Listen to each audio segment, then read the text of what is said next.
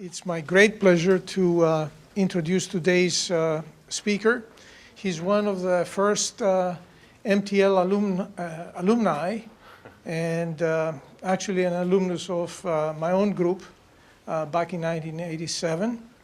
He had an illustrious career at TI, being at the forefront of scaling of many generations, 5, 6? I say 8. But 8. He introduced many innovations that were one way or another adopted by industry, competed with other of my alumni in other companies. So it was really a great time. He left TI a few years back. He joined PDF Solutions, and now he's a senior VP at Samsung, all while he was based in Dallas, Texas. So without any further ado, let me have Mark present his seminar today. Okay. All right. Thank you.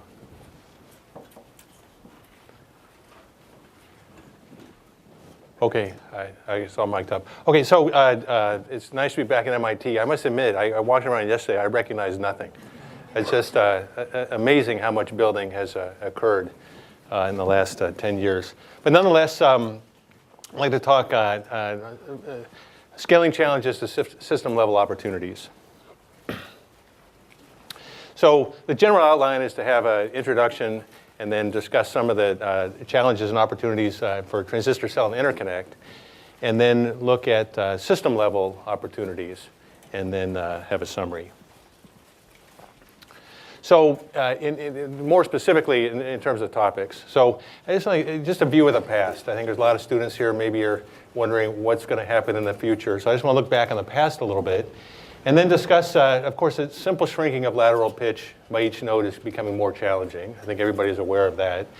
And so interconnect and cell height are in play to help achieve area scaling and performance. Everything is trying to get a target device and target circuit in a small area.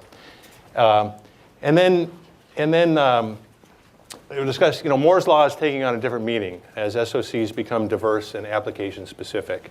So we need to increase not just the number of devices, but the number of application specific elements. So it leads to application driven technology innovation. Of course, in general, that's what most people are doing, but I just want to emphasize it here. And then we'll finish off with some examples of application specific processes and devices. Kind of a subset of the work that the group is doing. So looking back, so this is from Gordon Moore in 1965, but of course, if you try and do too much scaling, the cost goes up. So, and even though the number of transistors is increasing, we might want to think about what are those transistors that we're actually putting on. Is it just the regular transistors, or is it more system level application dependent transistors? So nonetheless, even, Mark, I don't think people can read the axis.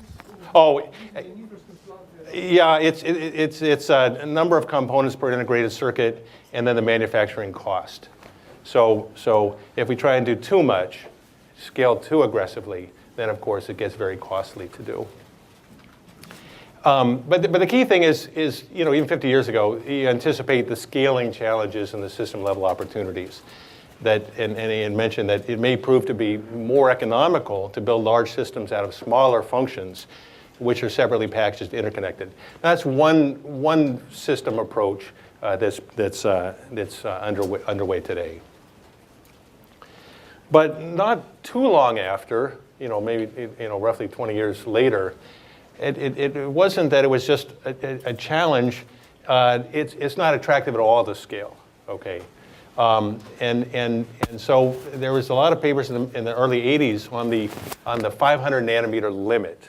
And in this case, what was said is that the geometry scaling is not attractive beyond the 500 nanometer node, in part from understanding of the underlying physics of the structures. So if we look at device limits, source drain resistance, channel thickness, mobility degradation, and high field, it is shown that the advantages of scaling do not continue to be attractive. So the end has always been near, and I'm sure the students probably feel that way today.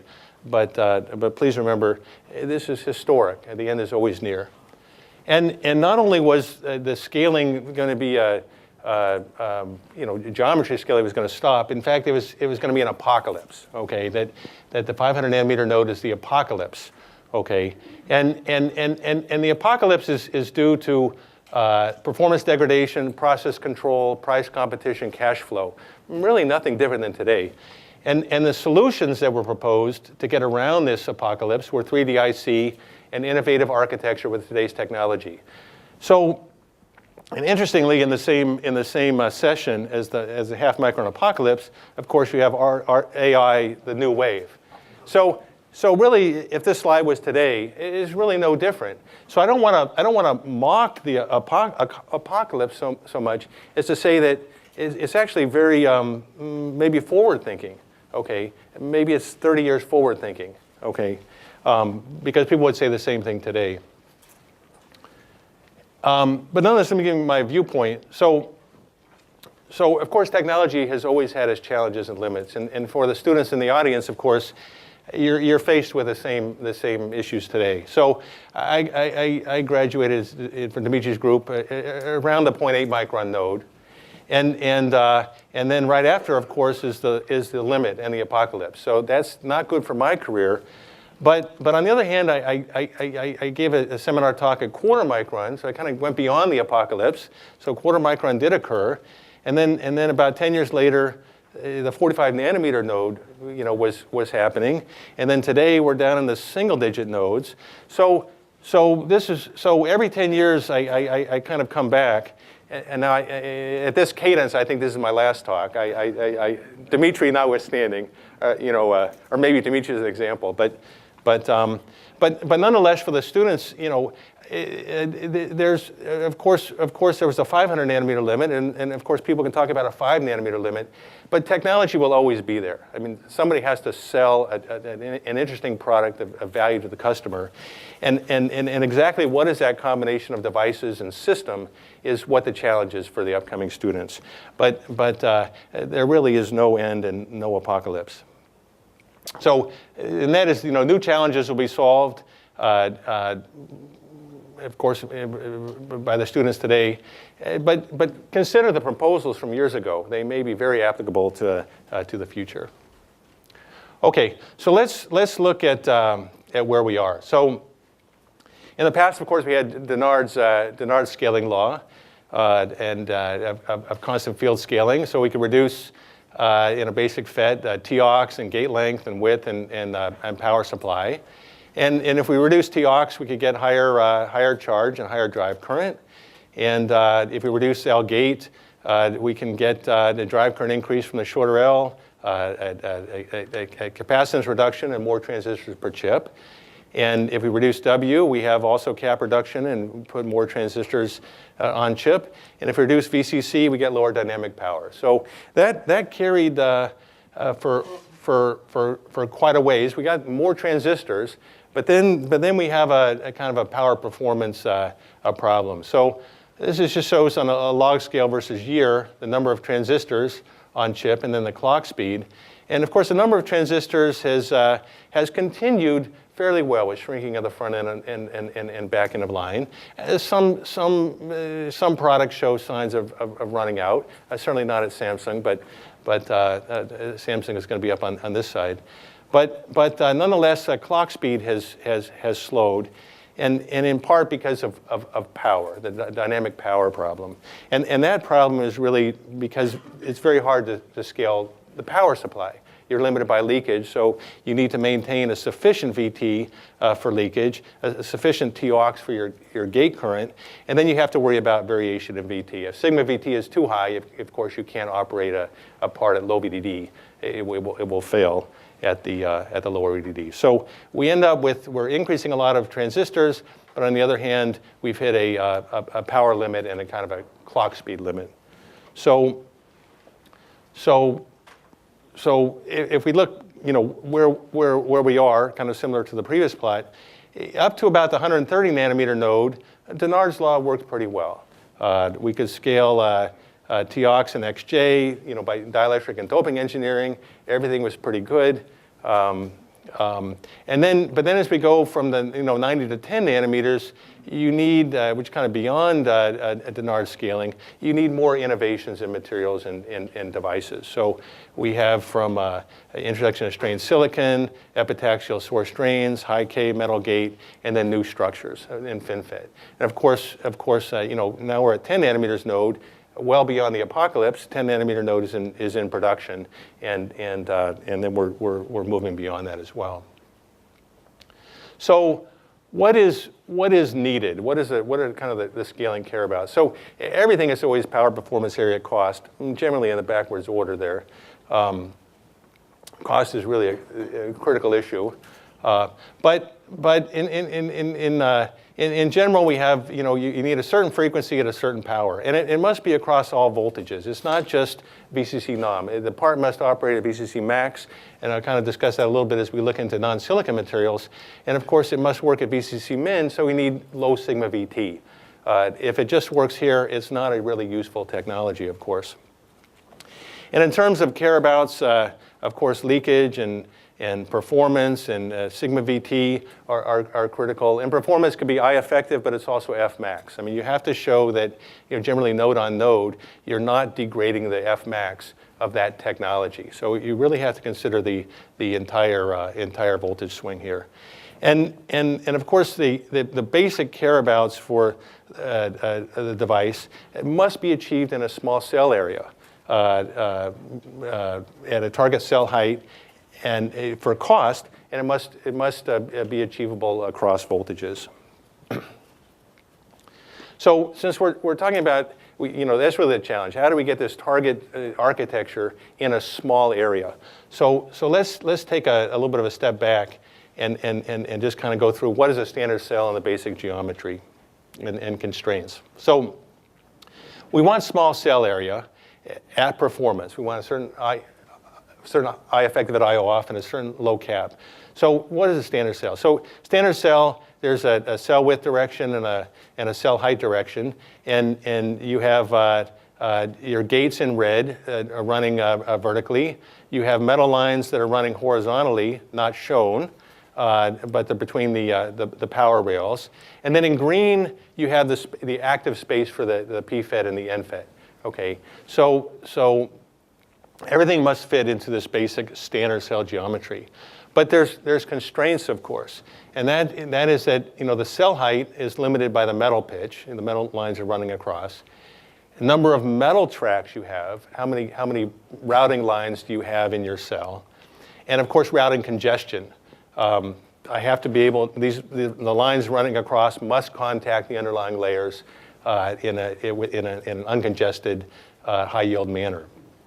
Now the cell width is limited by the gate pitch. I can only put the contacts have to be in between, so I'm gate pitch limited in the cell width direction. The active space is limited by the cell height. So if I want to get a certain I effective per cell, or then I have to worry about how much space do I actually have to fit the device in when I scale the cell height. And just to kind of repeat here, so W effective, I effective, and the parasitics are limited by the active space and what is the architecture I'm going to choose. Okay, so the challenge is how to make a small cell and fit the device architecture in. So let's look at some of the scaling cell width by reducing gate pitch. So if we scale the cell area, okay, by scaling cell width, of course we can scale the gate pitch. And the gate pitch is just dependent on the gate CD and the spacer and the contact. Same challenge every node. Okay, just getting a little bit tighter, but we can change, as I said, gate CD, spacer, and contact. But the gate CD, of course, is limited by the electrostatics, and the thickness of the metal how you're putting in the metal. Let's say in a replacement gate technology, how do you set VT? You have CD uniformity issues, LER issues, etc. And spacer in general is limited by reliability, which is very process dependent, of course. And then the contact spacing is limited by what is the access resistance you can achieve and the metal fill, as well as the source drain volume for stress. I think the stress effects are decreasing, of course, as we scale. So in order to scale gate pitch, we can improve electrostatics. That will enable a smaller CD. And we can do this by a new architecture. That new architecture might reduce variation as well. And we can reduce spacer by modifying the spacer and etch processing to maintain reliability. And of course, we can get performance in the smaller cell area by implementing certain transport boosters. So let's look at what can we do to reduce gate CD and reduce gate pitch for a smaller cell by going to a new architecture, a new FET architecture. So everything now is FinFET based, and of course there's a lot of discussion of nanowires. So in this case, let's consider kind of horizontal nanowire devices, which improve electrostatics versus fins at short L. So the basic horizontal nanowires is, you can imagine, you just take a fin and divide it up into nanowires.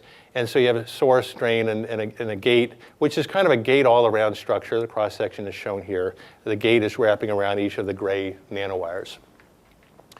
And we can see improvement in scaling. And this is subthreshold slope versus L effective for bulk geometry, FDSOI, tri-gate, and gate all around. So the gate all around, we can go to shorter L or maintain L and go to lower leakage, better subthreshold slope.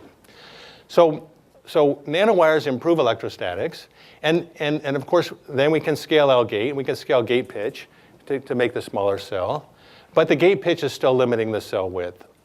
On the other hand, we can scale the gate length to get larger source drain area for lower RC, or we can introduce a larger spacer for lower cap. So the R's and C's and I's, all of them are important together. We want to build a small system that is fast. We can't just look at cell area or I effective. We need to look at area and I effective and RC.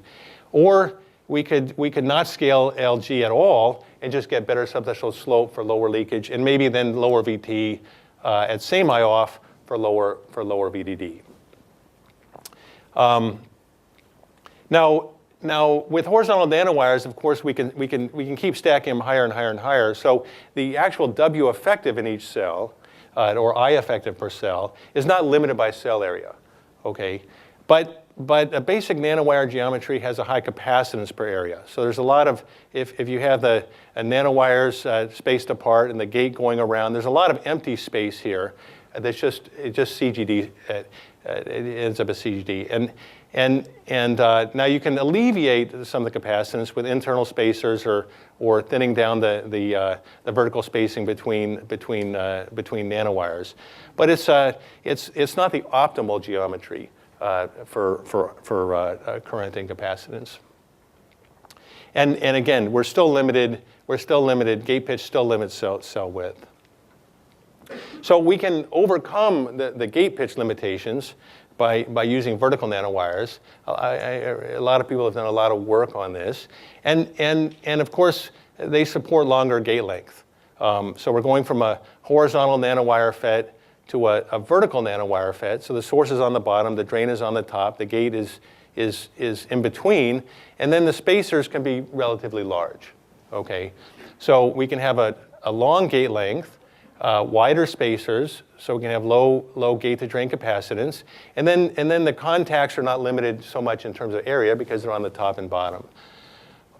So gate pitch now is not a limiter to cell width, unlike for a horizontal nanowire FET. But W effective per area is difficult to achieve because now I can't stack devices. In a horizontal nanowires, I can keep stacking to increase W effective in a certain cell area. But in a vertical device, I cannot do that, okay? And so if I want to increase W effective in a vertical nanowire FET, I have to increase either the rows or the columns, okay, of nanowires. So each time I do that, though, I increase the cell area. So for a vertical nanowire FET, W effective is a limiter to cell area, okay, unlike for a horizontal nanowire FET. So there's basic trade-offs in architecture. There's a trade-off of W effective and capacitance. So I want high performance in the cell. I want a lot of current from that cell, but I also want low capacitance as well. So if we look at geometries that are useful for electrostatics, or we say we have horizontal nanowires, and they can be stacked. So W effective is not limited by cell area. Okay, that's the pro. On the other hand, it has high capacitance per area because each of those nanowires has to be surrounded by a gate. There's a lot of extra space for the gate and a lot of gate-to-drain capacitance. And still, the gate length limits cell area. I can shrink the gate pitch, but it's still the limiter to cell width. Now, on the other hand, we can have vertical nanowires, but they cannot be stacked. Okay, so W effective is limited by cell area. So it's opposite of that. It has low kappa area because I can have thicker spacers, opposite to a nanowire. But unlike a horizontal nanowire FET, LG does not limit cell area. So there's basic trade-offs, and I'm not going into every architecture issue here, but these are some basic issues to think about when we look at vertical structures versus horizontal structures. So nonetheless, there was a trade-off. We said with nanowires, there's a trade-off of W effective and capacitance. So one way to perhaps improve that is to go from nanowires to what we call nanosheets. Some people call them nanoribbons, but we call them nanosheets. And Samsung has actually been doing this for a long time, and you kind of hear the term, there's a multi-bridge channel FET. Which is an old term. So there's multiple terms, but in this talk I'll just refer to, instead of nanowires, call them nanosheets. So basically we can change wires to sheets. So we have the nanowires, and if we just extend the nanowires together on each plane, we end up with just a nanosheet. Okay, and it increases W effective per area. Now I don't have the wasted space here. And it reduces the parasitic capacitance because the gate is not in these intermediate regions. So that's good. And the electrostatics can be same or better than fins. The electrostatics is dependent, of course, on the thickness and a little bit of the width. The fin FET is generally a little bit taller. So I can, depending on the width of the nanosheet, I can get better electrostatics than fins. Not as good as wires, but still better than fins. And I can increase the W effective per area. So I'm not wasting this space in between. I get more W effective per area. And then sigma VT, a local sigma VT can reduce because I have higher W effective. Now, of course, we really want to reduce AVT, and that could be metal material, gate stack material, et cetera. But from a strict sigma VT, without worrying about capacitance, you can get more W effective per cell in a nanosheet type device than in a nanowired device. And one of the kind of the pluses to a nanosheet type geometry, unlike a fin FET, for example, is that you can always vary sheet width by direct lithography. So you're kind of coming back in a top view to a planar device. So you're coming back to what a fin FET did not allow, which was an ease of design where I can easily change W. Of course, everybody has gotten around this problem with fin FETs. Fin FETs are in production. But I can make an easier design, similar to a planar FET, and then I can adjust the W's where I don't need a lot of drive current to get low capacitance and low power. So if we look at a nanosheet FET, the W effective is still limited by the number of stacked sheets and sheet width. Similarly, how the nanowire device was limited by the number of wires that I can stack. I still have the same limitation with the sheets, but I'm not constrained by the cell area. On the other hand, if I have a vertical device, even if I take the vertical wires and make them into vertical sheets, so these are coming out of the paper and the gates going around, the vertical nanosheet W effective is still limited by the cell height and the sheet pitch. If I want to increase the W by making this longer, I have to increase the cell height. So these are the basic, there's a kind of a fundamental trade-off between a vertical geometry and a horizontal type geometry. So just a comment about a nanosheet FETs. I know there's a lot of work here on new materials, and we've investigated this as well, so there's a little bit of a caution. But you know, we said, okay, we want to improve performance in a small area, and we can introduce transport boosters. And so we've looked at 3-5 channels and other materials as well. But it's challenging co-integration, of course, and there's a cost associated with it. And the other concern is that 3-5 nanosheet FETs, it's just a gate all around, there's no bulk contact to it, although there's ways of doing it, but in the simplest mode, there's no bulk contact. The problem is that when you have a GAA structure, it's incompatible with burst mode operation for mobile. Even though we say low power mobile, actually there's a few percentage of the time it's operating at very high voltages, above a volt. Okay. The world's moving fast. We need to move fast with it and apply a kind of a burst mode operation. So we've looked at you know, your normal in-gas is indium-53. We've looked at indium-35 to kind of get around this problem. But I would say even if we go to low indium, when we go to high voltage, it just shows too much leakage. Okay, and that's due to the parasitic bipolar effect, and I know Dimitri has written a lot of papers and on this as well. So if we just look through the graphs, I'm just showing I effective versus I off for the stars are kind of a silicon device at 0.75 volts, and then we have different operating voltages for the 3-5 FET. And the solid lines are the indium-53, and the dashed lines are for lower indium-35. So what we see is that if we have, for example, a FinFET with a bulk contact, well, there's no PBE because the holes are pulled out into the substrate. Just the band-to-band tunneling from indium-53 cannot support the leakages that you need for mobile. Even though in burst mode, you might think the leakage can be excessive, it can't be. Designers maybe 2 to 3x increase, but not orders of magnitude. So if we try and operate indium-53 at 0.85 or even 0.75 volts, the leakage is too high. But indium-35 is good. So in a FinFET type geometry with a bulk contact, no PBE, actually indium-35 is good. But if we look at a gate-all-around structure where there's no bulk contact, so PBE necessarily plays a role. Okay, I can't pull out the holes from the channel. So what we see is that indium-53, which is the solid lines, fails miserably. You know, the currents are much higher than they are in a FinFET, but even in indium-35, we kind of stopped at 0.85 volts because once you get above 0.85 volts, even indium-35 will end up with too high leakage for mobile applications, which you consider low voltage, but you have to take into account burst mode. And so the main complication here is a parasitic bipolar effect. And the shorter L you have, the higher the PBE effect is. If you want to stay with long L devices, that's fine, but the goal is to have this compatible we're looking at kind of compatibility to scaled nodes. So that's just a caution. We want to go to nanosheet FETs for a reason, but they're really not compatible with some of the new materials.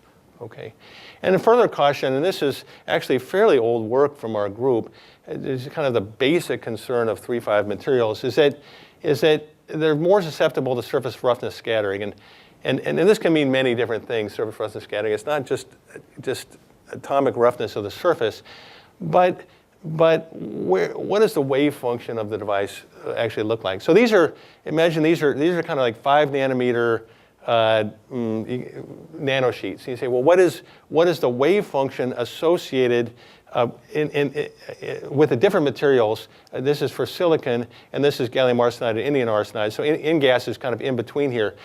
And these modulations are due to the fact that this calculation is taking into account the potentials associated with the atom. So it's not an averaging wave function, but you can kind of think of it, just as an average effect. The key issue here is this: in a textbook, you say, okay, I have a dielectric on each side, and the wave function is goes to 0. But in a real device, there's a penetration of the wave function into for example, the gate dielectric that's surrounding it. And for silicon, there's kind of a small effect, although we consider that's kind of actually a really key effect to explain strained silicon. But if we look in 3.5s, we see, this is just planar charge density versus position, that the wave function is extending into the outside of the channel into the dielectric dramatically for 3.5 materials. So what it means is as we scale and the wave function tends to penetrate more, that it's interrogating the gate dielectric.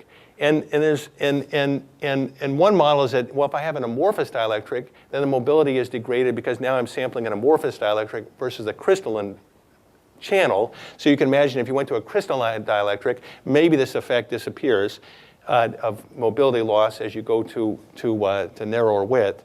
But the other issue is that just you have charge trapping and defect states in the 3.5 gate dielectric, of which the carriers in 3.5 will sample more than in silicon.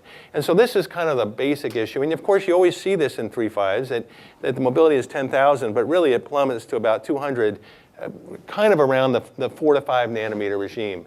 You say, well, I don't need that much. I don't need 10,000 mobility. I really need just maybe 3x silicon, because the injection velocity is high. It's not mobility that's dominant, but I need to have high mobility.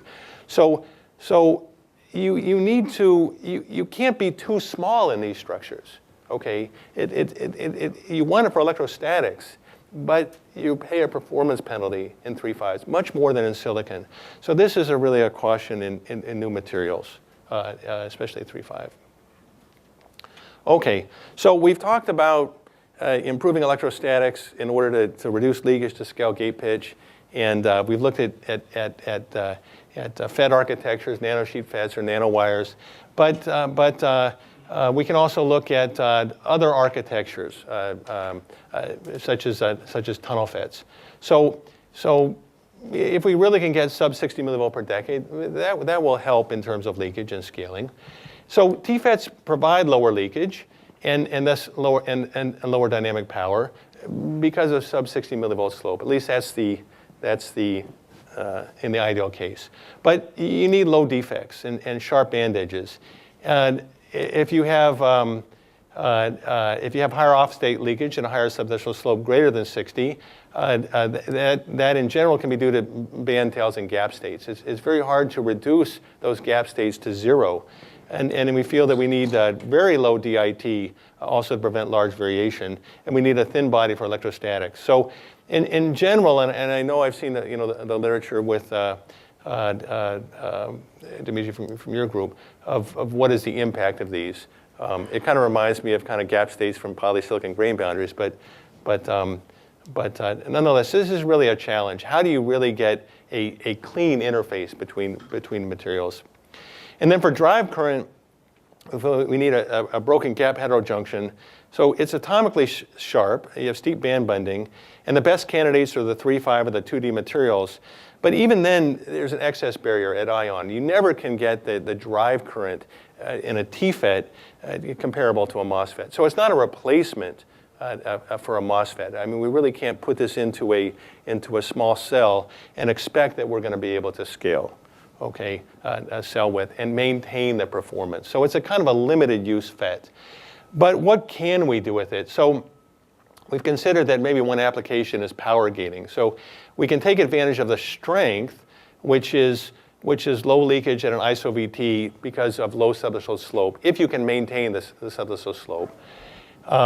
And then it leads to a significant reduction in the block standby leakage. So it's just showing the kind of a basic power gating circuit and what's the leakage savings dependent on subthreshold slope. So if we can make a very, very steep slope device, we can save a certain amount of leakage current in that block.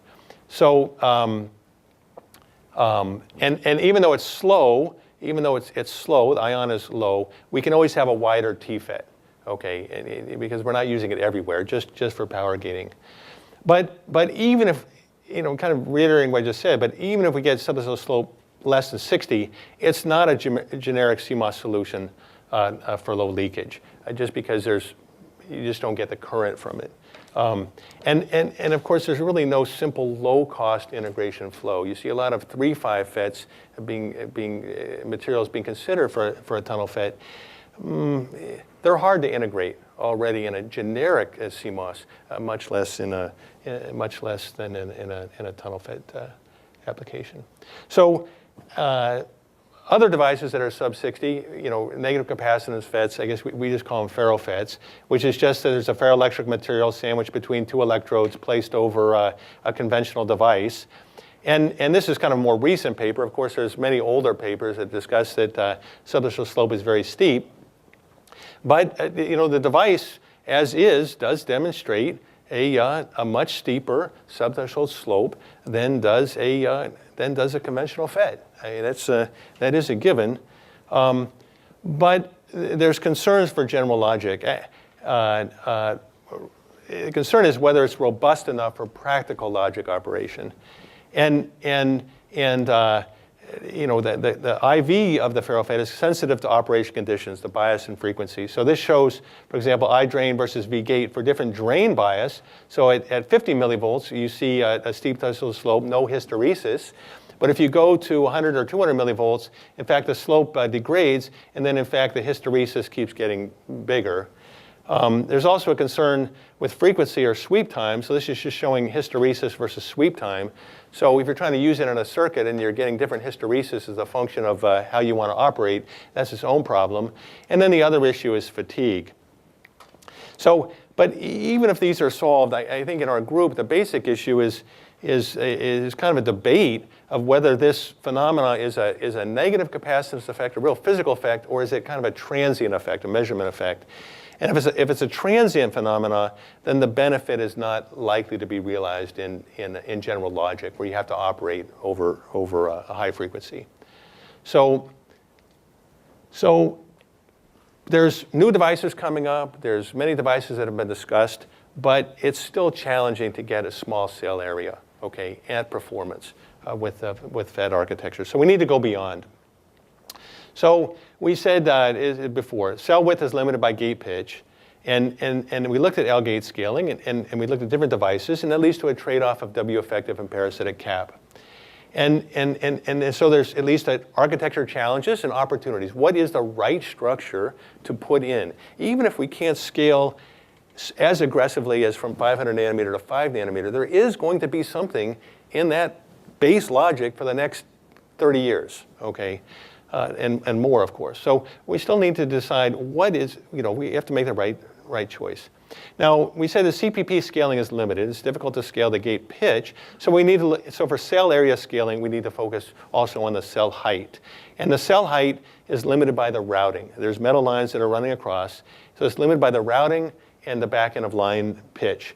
And of course, if we reduce cell height, we reduce the active space. So we need to have a device that we can get sufficient W effective in a smaller and smaller active space. So for cell height reduction, so industry direction is sub 6 track, which is how many tracks of metal do you have running across. So if we reduce the number of tracks you need, you can reduce cell height. But performance is a key concern. So DTCO innovations, design technology co-optimization, of course, it seems like that's what everybody does, but there's a real segment called DTCO, which is, I want to say, it's more layout driven. How do you engineer the technology in a given layout design? So we need innovations in that layout to maintain performance and reduce cell height. So we said if active space goes down, we need to do something. So one DTCO innovation is gate contact over active, and that's to increase the W effective per cell in a smaller active space. So a conventional cell, you might have, here's the reds and gates, and here's contacts to the gate, and they may be made contact over, not over active, over isolation region, and then the active width has to be spaced away from these contacts. Okay, but if we move the contacts, if we move one contact up here and one contact up here, then in fact there's no need to have more space in between for those contacts. So we can increase the active space. I think this is running out. I don't know if anybody has another one, but okay, if not, I guess it's slightly here. Maybe it's just the color. but I think it's running out. So anyways, if we put conductive over active, we can have smaller, we can have larger W effective because we can have a smaller space here. Now another issue that's coming in is the power delivery network. So yeah, just in case. Okay, thanks. So another issue is the power delivery network. So we have metal power rail, and then the power delivery network goes from M1 up to M6 to 7. But the problem is that here, the power rails are kind of at the top and bottom, but most of the voltage drop, this is actually voltage drop, little drop to a lot of drop, or this is just potential. So whereas most color variation is your potential drop, most of the drop is in the metal 1 power rail. So even if we have this complex grid, we're still limited by how low a resistance can we put in this power rail, okay, in the standard cell space. So we can put these innovations, but the power delivery network is still a key consideration as we scale area, which reduces the amount of space for the power. So of course, if we try and scale cell height, then the metal pitch and the line width decreases. That's a given. And then what we find in our group, Ganesh Agdi has written kind of a fundamental paper to this. But of course, as the line width decreases, what we find is for small line width, copper R line is much greater than target. So this is showing resistance per micron versus cross-sectional area, and this is an ITRS target. But the point we made, if we take a copper with here's bulk copper, everything looks great. But if we put 1 grain boundary, actually just 1 grain boundary, 1 twin grain boundary, actually the resistance is above a target as we go to small area. And if we have a nanocrystalline copper, it's too high. Okay, and the reason for this is that there's a confinement effects, and of course it's unavoidable. I mean, the smaller the line, the more confinement you have. And what the paper kind of goes through is that you decrease the number of copper modes available for conduction versus bulk copper. In other words, that increases, it's just fundamental. And then it increases the conductance mismatch between grains. There's always grains, so we get a conductance mismatch, and it increases the grain boundary scattering. And then if we put in LER and liner scattering, then that R versus cross-sectional area just becomes very steep for copper. So based on this, copper is not the best back-end of line metal fill at small line widths. And then the net of this was to use partially filled metals with partially filled D bands, such as cobalt, ruthenium, and moly. And of course, you hear more about the alternative metals today.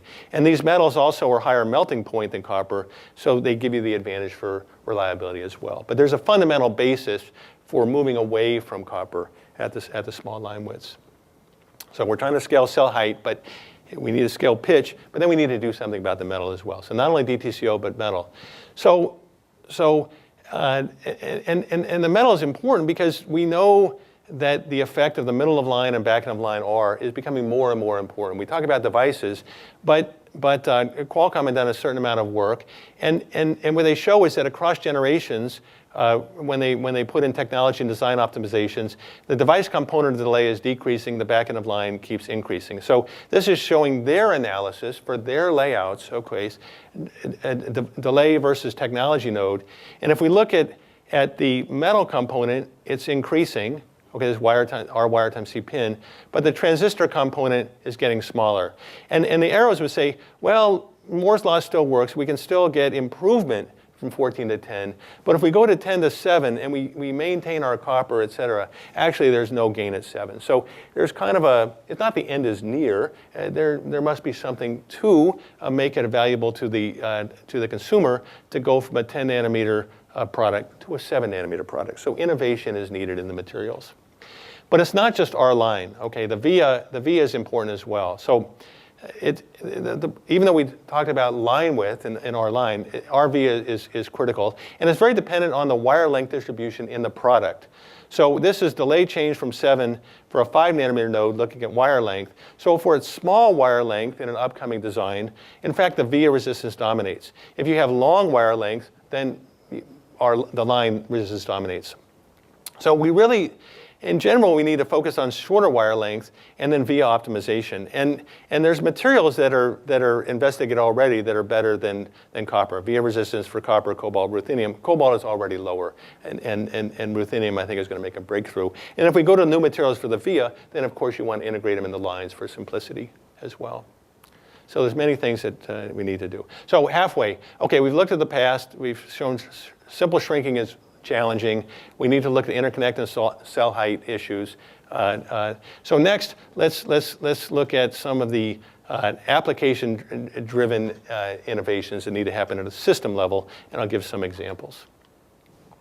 Okay, time-wise, we started late, but okay, what's next? So a system boost. So there's many opportunities, okay, whether there's more laws or beyond more. So hardware accelerators dominate. Shares of accelerators on chip are accelerating. So for example, on the Exynos chip, the GPU is much larger than the CPU. And there's different demands for a process device from highly parallelized GPU. So VCC min is more critical because we're operating near a minimum voltage with a lot of cores in parallel. And there's opportunities, solutions to logic memory bottleneck. That's a given. Talking with Max, that's kind of a key issue that he has mentioned, whether it's on die or stacked. And there's an opportunity to have other out-of-core accelerators to be part of the processor die, for example, neuromorphic cores. And then there might be a multi-die integration as an opportunity for system boost. So there's many opportunities. So for people that are in the audience that are worried about end of scaling, all of these are what will be worked on in the next decades.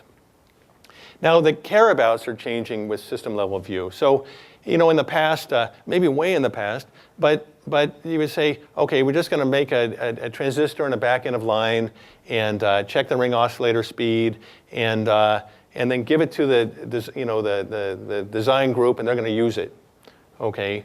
And we had the ITRS. International Technology Roadmap, and which is kind of transistor and back end of line centric. But if we go to a system level, instead of just focusing on improving transistor and back end of line, what is the application that we're trying to improve? We need to think about different benchmarks, instructions per cycle, per joule, et cetera. And we want a more coupled approach. Start at the system level, and then what's the technology to match that? What's the benchmark we're trying to achieve, okay? And then we have application-driven style. So in the end, we have international roadmap for device and system, and we want to go application-driven approach. And then what is a transistor and back end of line or element that will meet that application, as opposed to just saying, here's a transistor and back end line, and you design with it. So we need system-conscious technology development, and we need to search for a co-optimization of technology and application. Okay, so let's just give a few examples. So this is to address the logic memory gap, and we're saying, okay, let's add more on-chip cache. Okay, so of course the processor memory gap is increasing. This performance per year.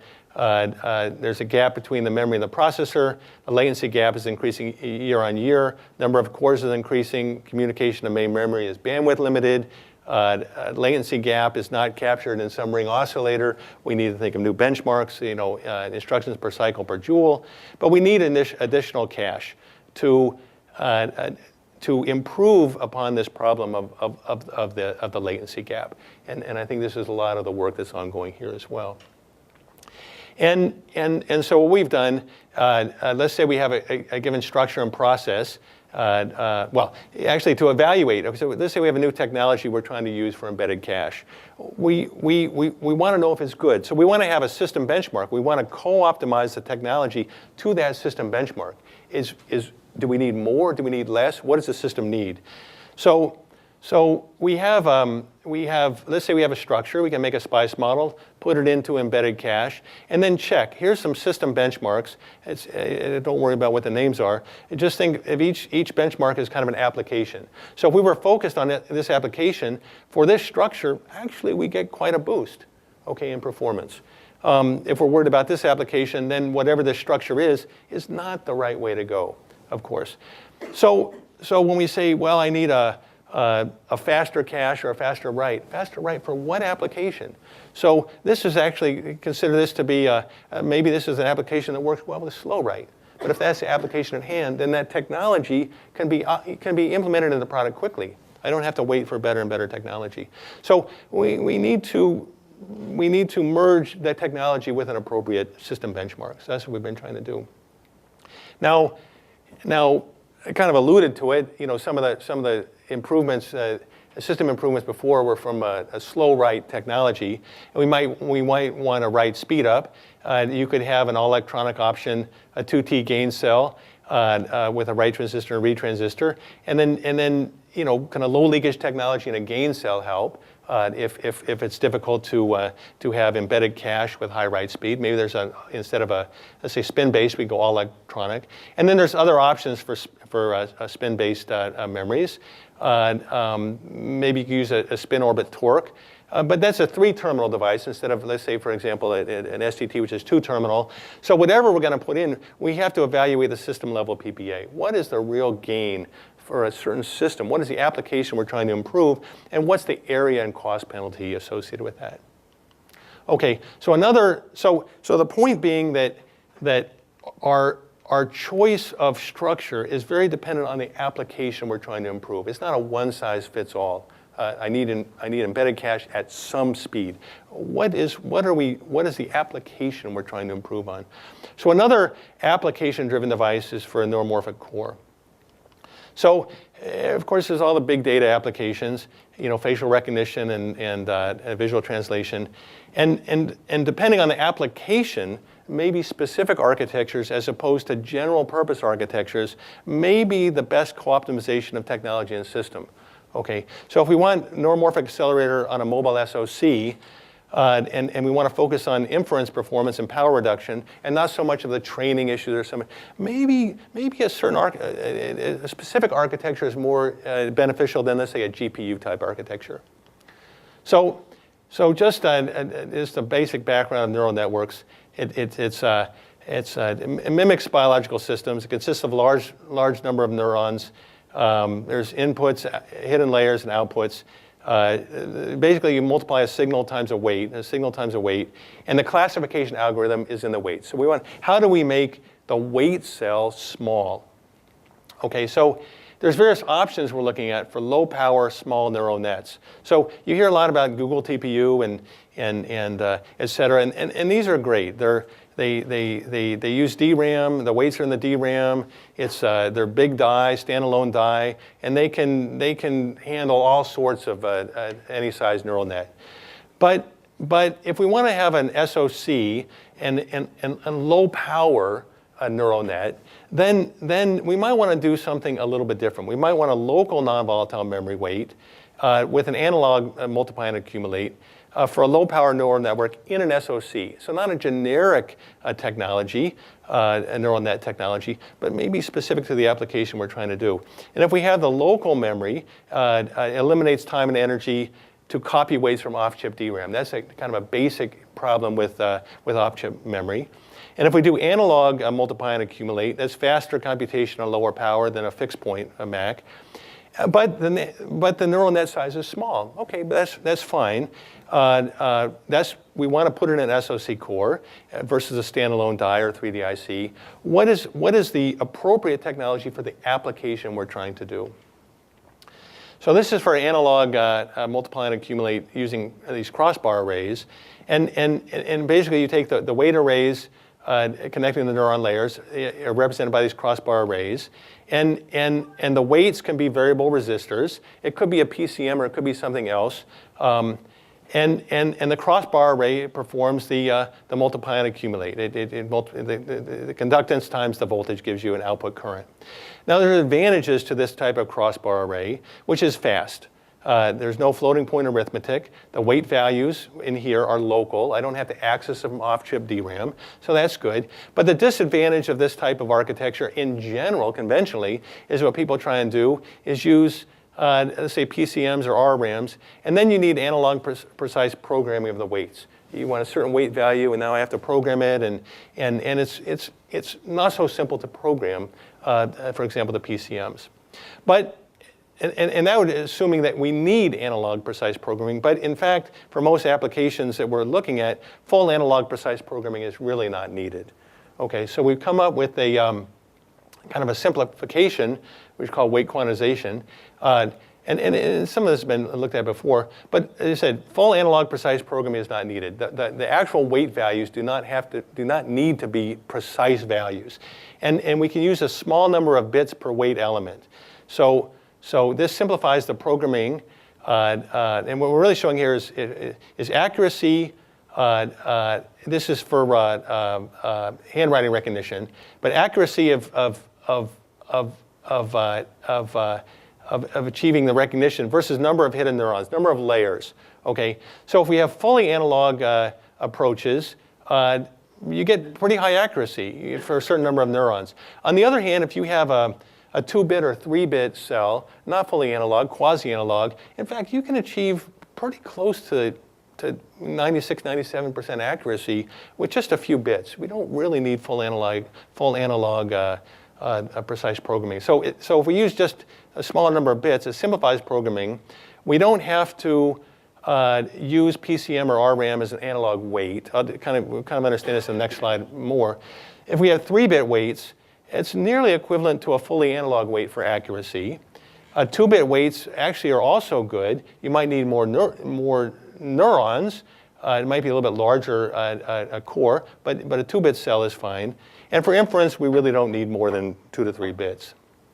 Okay, so this shows a weight scheme with 2 bits. So basically, we just have resistors are the weights. Okay, and you can change the weight by the current either goes through these resistors depending on the state of the device. So we really wanted a local MVM weight with analog multiply and accumulate. So the MVM part is we just have a ferrofet. It's a non-volatile device. The combination of the ferrofet and the resistor gives the weight value. If this is on, the current goes through. If it doesn't, then it doesn't contribute to that total G value. The on state is governed by the resistor, and the off state is governed by the transistor. So now we can get a large on-off range of the weights using the transistor-based MVM. So in analog, in general PCM, you really can't vary the conductance over a wide range, but in this case we can. So the multi-bit weights with fully digital NVMs, so now the NVMs are just either on or off. There's not some precise programming that's needed for them, and it allows for much simpler programming. And this we feel is kind of the simplest hardware implementation for neural nets with small number of weights. Okay, we're not trying to attack the huge application space here. Okay, so that's just, again, it's kind of another example of application-driven technology. We want to choose this technology as opposed to a GPU-like architecture for a large neural net. We're not looking at that application.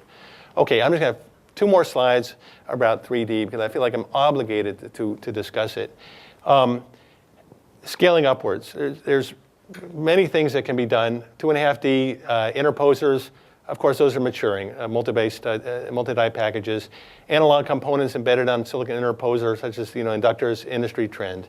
Die-to-die interconnect may benefit from optical signaling. Photonics is an area of interest. I'm really looking forward to the discussion after this talk this afternoon. But versatile 3D integration still needs to solve through die I/O and thermal dissipation problems. And if we look at 3D monolithic, of course, it's already in flash. I mean, Samsung's 3D VNAND is a type of 3D monolithic. But if we try and do logic, 3D monolithic logic is irregular, and it cannot be stacked easily without buried interconnects. And if we try and do 3D monolithic for increased logic density, then stack depth needs to double every node. So you have 1 level, 2 level. It just eventually becomes cost prohibitive. The mass cost explodes due to design irregularity and just the number and the stack depth associated. So what's the summary? The summary is that the simple shrinking of lateral pitch by each node is becoming more challenging. And Moore's law is taking on different meaning as SoCs become diverse and application specific. So one size technology doesn't fit out. We need to fit the technology to the application, knowing the application ahead of time. Application-specific process device will be required in the near future. You can say it's already ongoing, but it's going to be more prevalent. And if we look at, we know that 2.5D is certainly a current industry driver. A 3D IC in the future will happen, but we need the application versus cost justification to drive that insertion. So there's a lot of opportunity for everybody in the crowd here. All right, thanks.